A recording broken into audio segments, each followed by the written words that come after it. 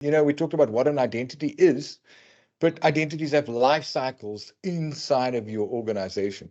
And Nick, you've spent quite a bit of time, building data centers, building this, sort of cloud infrastructure. Does this slide actually make sense to you when you start looking at the function of an identity in this crazy world that we currently live in? And not to be confused with MIM, right? Because we need another guy on the call to talk to us about MIM. It does, Shani boy. In my day, when we used to build data centers, and we had people like Peter join us, Peter would join us and be hired for some odd reason by HR and would be defined by HR. And then if we had a mature, I say that's a big if, and we had all these connectors in place, then Peter would be provisioned in Active Directory, then automatically, through the magic of cloud synchronization appliances, be provisioned in Azure Active Directory. But then the fun starts because Peter wants to do his job, and Peter needs to use SaaS applications like ServiceNow. And if he's a salesperson, he has to be able to get access to the right application with the right rights at the right time, right? So without all of this definition coming from HR, what does Peter do? There's some attributes on Peter that define what is Peter's role and what access should Peter have. Peter can get access to Salesforce at a directorial level and see what has Alistair been selling. Well, if that attribute's the wrong attribute, then Peter's seeing the wrong data. And funnily enough, with the advent of a dynamic group membership in security groups inside of Entra ID, right? It's all the rage.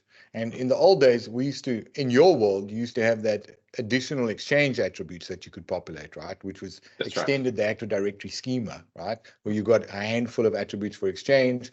We had similar things inside of SharePoint, but these all matter. And if you don't have some sort of governance framework on your HR system where Peter joins and he's an identity admin and he works in the UK and he decides to move, is your HR system going to support the update of the provisioning of that user? We talk about joiners, movers, and leavers, people moving around. There are policies associated with specific things. Understand the impact of, I've spoken to an identity team, it was about a week ago, and all they wanted to do was offload all of this to HR. Right? HR needs to make the decision. We don't. We want to use dynamic groups. Here's a bunch of attributes and that sort of thing. So now the governance sits with HR, but you still need to drive that governance because all of this is there. And also, this is our version of identity governance, not to be confused with Microsoft Entra Identity Governance, because that is also a product. And in the next couple of slides, we've got a couple of screenshots of all of that. But understand, like Nick was saying, he's talking about LDAP and how you can, run specific authentication protocols through LDAP, even if it's modern auth and it's weird and wonderful and crazy. But you do need to have a proper governance framework in place so that you understand what this identity is going to do, even if it's sitting in your HR system where they actually create the user account. Well, they create the user and then it automatically gets provisioned inside of identity. So we've covered why identity governance is important.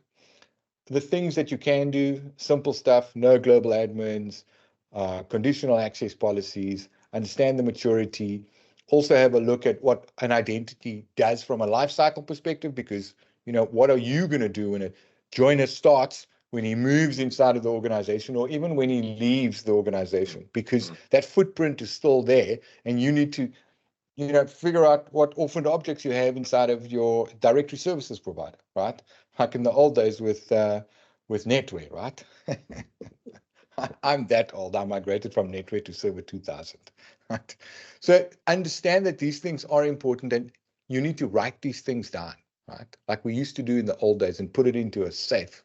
Now, we know that we need to do all of these things, but how do you go about actually understanding where they are? Because